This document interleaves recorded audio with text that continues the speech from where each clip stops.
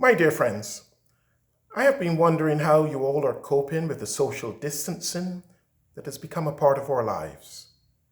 How are you keeping yourselves occupied in the confines of your homes? And I cannot help but to think how you would want to go out and to be with people and friends and family and to embrace each other. And how many of you are wondering, when will this all end so that our lives may return to normal? I am sure that this social distancing is making people feel uneasy as the coronavirus changes the course and normalcy of our lives, changes the course of our regular routines and the way we live. The gospel reading for this coming Sunday from John chapter 11, verses 1 to 45, is a story about two sisters, Mary and Martha, who were about to see their lives change. Lazarus, their brother, was ill, and they sent word to Jesus, their friend. And when he hears this, Jesus does not go immediately to Lazarus, but he remains where he was for another 2 days. And by the time he arrives in Bethany, Lazarus has already died, long enough to be in a decomposed state. It is in this text that we have that familiar passage that is often read at funerals. I am the resurrection and I am the life. Those who believe in me, even though they die, will live. And everyone who lives and believes in me will never die. John chapter 11, verse 25. Eventually, Jesus will raise Lazarus from the dead and restore the lives of his family back to normalcy as they knew it.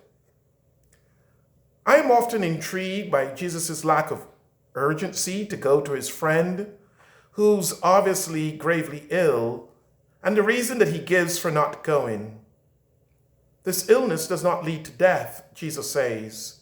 Rather, it is for God's glory, so that the Son of God may be glorified through it. John 11 and verse 4.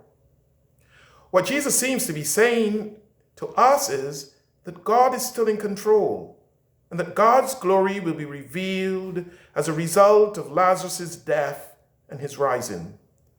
And as you know, many believed in Jesus after Lazarus was raised. And it makes me realize that in a time like this, even in spite of all the changes that are going on in our own lives, in spite of the isolation that we may be experiencing, in spite of the closure of the doors of our schools and stores and companies and even our churches, in spite of even the 500,000 people who have been confirmed with having this virus and the thousands who have died, we are to remember that God is in control. Even when we think that God should act immediately and put an end to this ordeal, we need to remember that God is in control.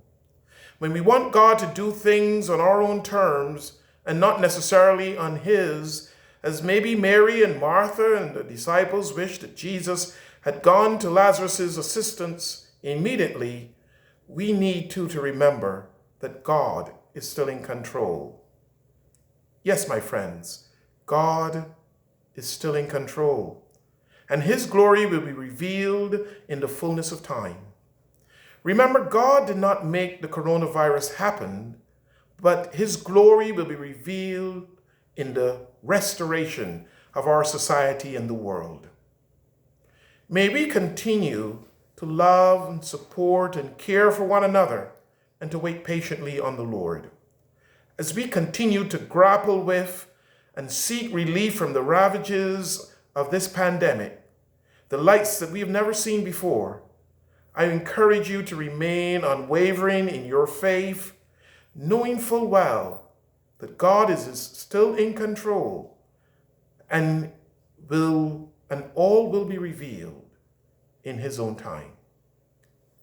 May God bless you.